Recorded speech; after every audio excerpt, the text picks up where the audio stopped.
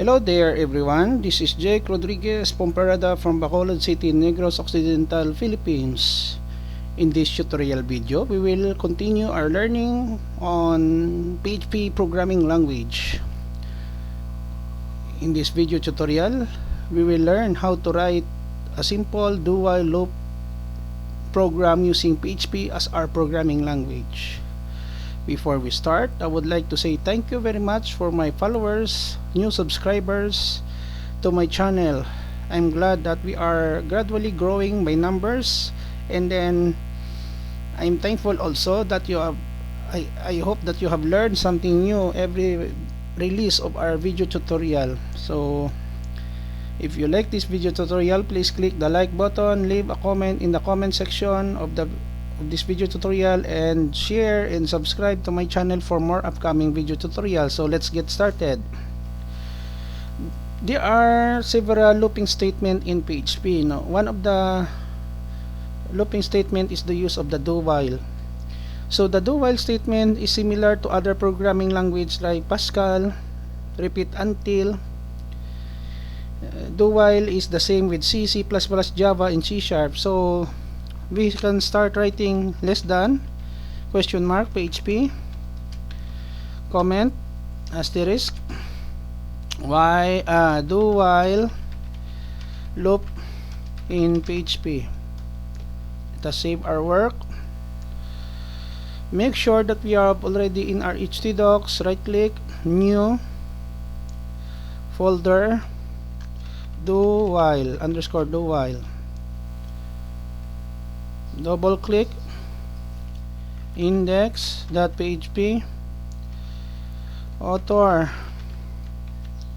Jake Rodriguez Pomperada, date November 5, 2019, 9:27 AM. Today is Tuesday.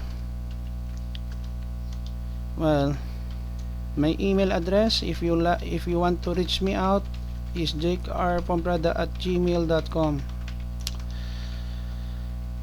Asterisk slash. The type of comment that we are using is being used in C and C++, in Java, in C#. The slash asterisk, no? So we can have here $C, our variable. We start with 1 semicolon, do, begin curly bracket. We can have here while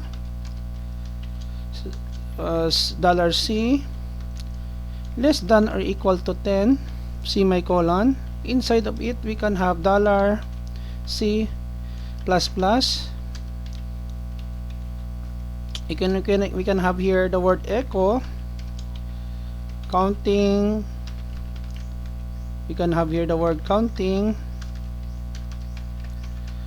at that $C.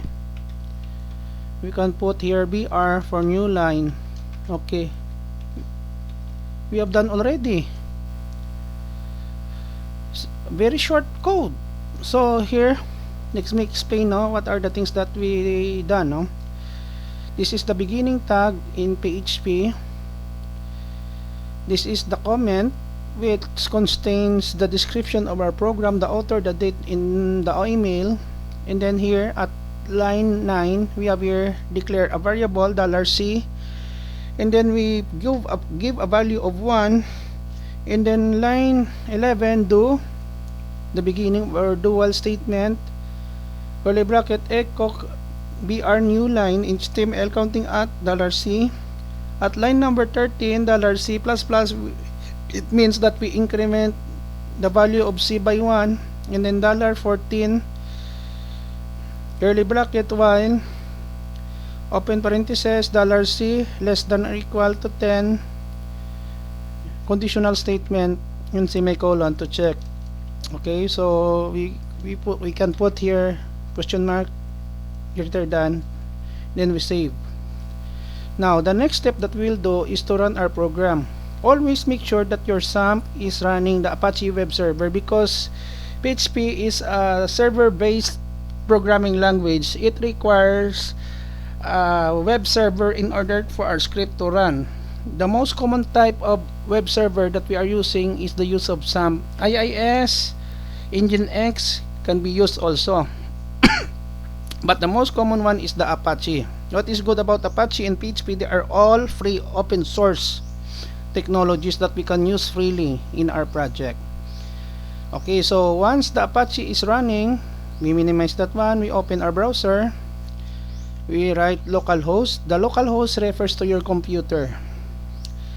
Do underscore while, enter. So we have already the result, no? The result is already correct. The initial value is 1, and then you have here until 10, no? The condition, so it just increment. So counting 1, counting 2, counting 3, counting 4, counting 5, counting 6, counting 7, counting 8, counting 9, counting 10. Ascending order from lowest to highest.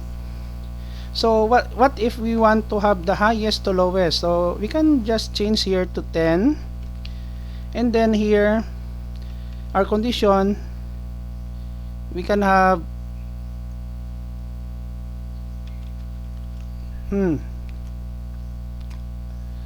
$C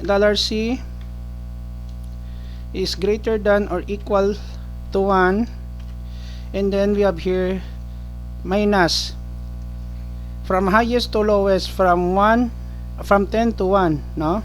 So we go to our browser, we just refresh. So as you can see, we have already the descending order, counting at 10, counting at 9, counting at 8, counting at 7, counting at 6, counting at 5, counting at 4, counting at 3, counting at 2, and counting but at 1. By simply changing the value of C from 1 to 10, we decrement, and then we have here conditional statement. By this time, the variable C is greater than or equal to 1. So we have already done in this video tutorial. Thank you very much guys for watching. If you like this video tutorial, please click the like button, leave a comment in the comment section of this video tutorial, subscribe to my channel for more upcoming video tutorial. Until to the next video tutorial, this is Jake Rodriguez Pomperada from Bacolod City, Philippines. Says bye bye for now.